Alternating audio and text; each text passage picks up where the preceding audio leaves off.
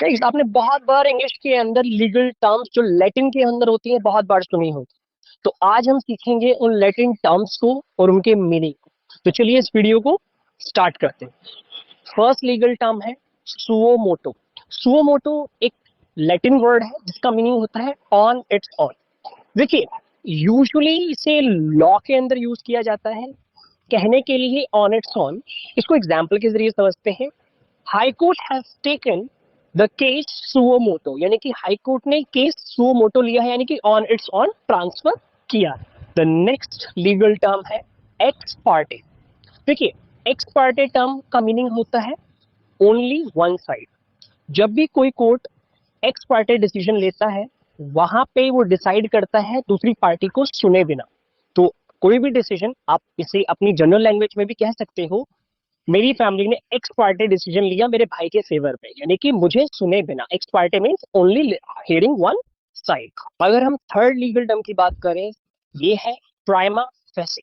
देखिए, prima facie का meaning होता है on the face of it. इससे यानी कि फेस वैल्यू पे क्या है, क्या आपको नजर आ रहा।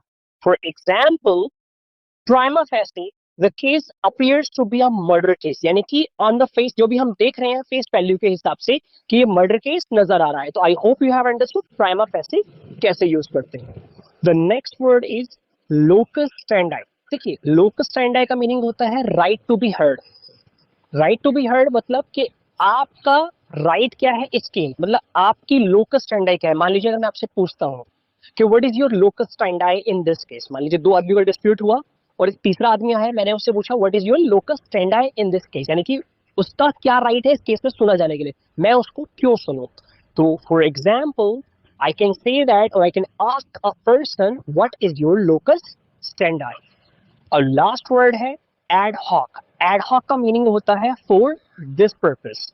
अगर किसी पर्पस के लिए या फिर कोई पर्टिकुलर चीज के लिए हम यूज करते हैं एड हॉक। आपने बहुत बार सुना होगा एड हॉक कमिटीज, यानी कि जो कमिटीज बनाई जाती हैं वो पर्टिकुलर पर्पस के लिए बनाई जाती है। तो I hope you have understood these legal terms and there meanings. So do not get confuse, keep watching, thank you so much.